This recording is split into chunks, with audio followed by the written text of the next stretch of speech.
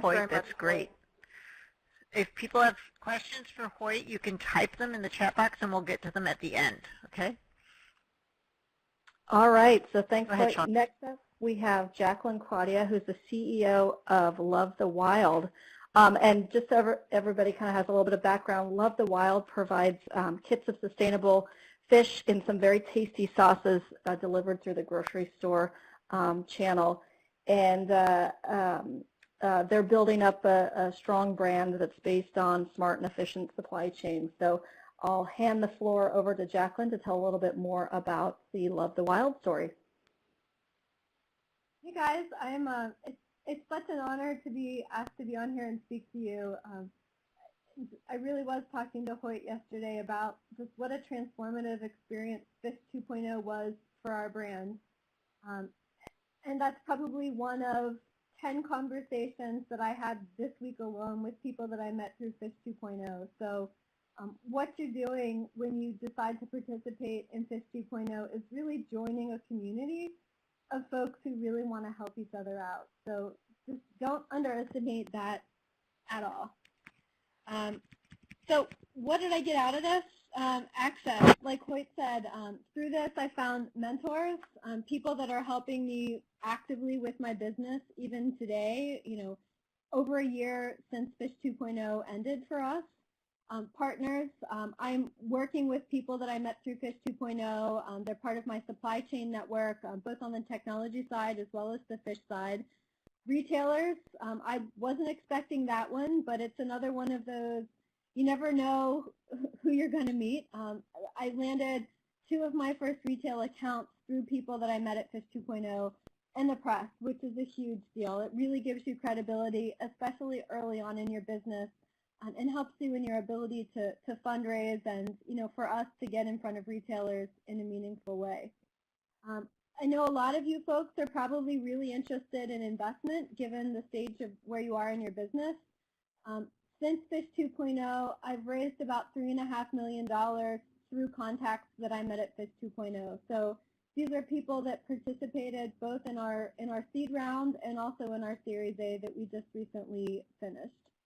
And then from a development perspective, a lot like Hoyt, it really helped us fine-tune our business model. I mean, to kind of be fair, looking back at where we were when we started this competition, we thought we were a lot further along than we really were. We had kind of an interesting idea, and that's being generous. But through the steps of the competition, it really forced us to be thoughtful and really think through the steps of what it would take to grow our business. And we had the benefit of mentors through the competition to really kind of push us on what our assumptions were and what our options were in front of us, and helped us to get to a much better place. What I wish I had known beforehand, without putting undue pressure on myself, I wish I would have known that this was going to be the domino that fundamentally changed the course and trajectory of my business. I mean, if you look at us before and you look at us after, it's night and day. We're not even the same. I mean, the connections that we met and the things that we were able to accomplish and learn through Fish 2.0 really just put us on a different path. I can't emphasize that enough. The next thing is really, this is a group of people who are on the forefront pushing the edge of what sustainable seafood is and means and what's possible with it. And I was fortunate enough to be in the audience at the first Fish 2.0 in 2013 before I had started my company, and was just really fascinated by seafood. And I saw things at that conference in 2013 that I'm just now starting to see other companies doing in big seafood shows. So you're really going to get a first-hand look at what's happening in the industry years before other people. And the last thing is, you don't have to be a winner to get a lot of value out of Fish 2.0. I wasn't a winner. I wasn't a finalist. I was one of the people that got to come in and do a 90-second pitch. And I really viewed it as, what can I do in 90 seconds that's going to get the attention of everyone in this room and allow me to have a conversation with them after my pitch? And it was pretty effective just in terms of the traction we were able to get after that. So I wouldn't be super obsessed about being a finalist, because I'm living proof that you can get so much out of this experience without having to be on that short list of finalists. So if you're invited to come as a semifinalist, do it and give it your all because it's totally worth it. So my advice for you guys is network. You never know who you're going to meet or who those people can introduce you to. So suppliers, investors. So I mentioned that I've raised a significant amount of money since Fish 2.0. Only two checks came from people who were in the room, and after your pitch, they walk up to you, hand you a business card, and say, "Hey, I really like what you're doing. Let's meet next week and talk about this." So it gives you a leg up in that. But I had 2 other people say, "Hey, what you're doing is really cool. You ought to meet my friend Jared, or you ought to meet, insert kind of fill in the blank here." And these are real live connections to kind of get you to the short list of their pile of companies to evaluate for investment. So just say yes, meet everybody you can.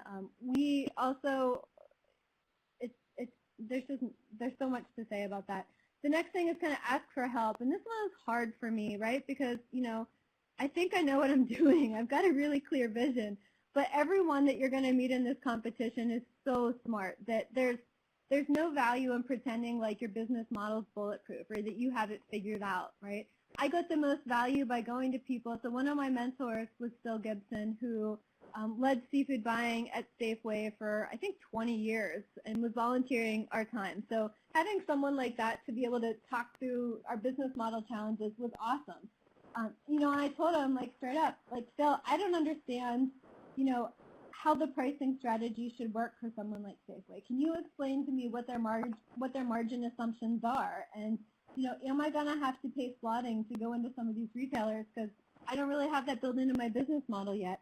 And he was able to really kind of patiently answer those questions for me and make introductions to other people to get some different perspectives from other retailers. So make sure you ask all of the questions, even what you think are the dumb questions, because everyone's involved in this because they want to help you learn, and we got so much out of it.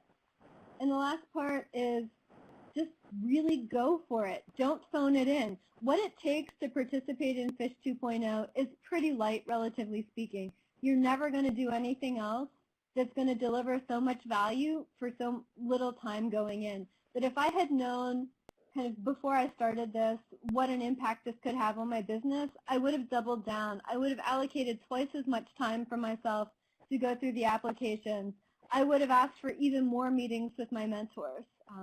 Just make sure you're giving it your all. If you have an opportunity come your way, if someone says, "Hey, do you want to meet so-and-so?" just say yes. It takes a half an hour to have a coffee with someone or have a phone call, and send a thank you note afterwards and keep in touch, because that stuff, it can pour the gas on your business in a very meaningful way. Awesome. Thanks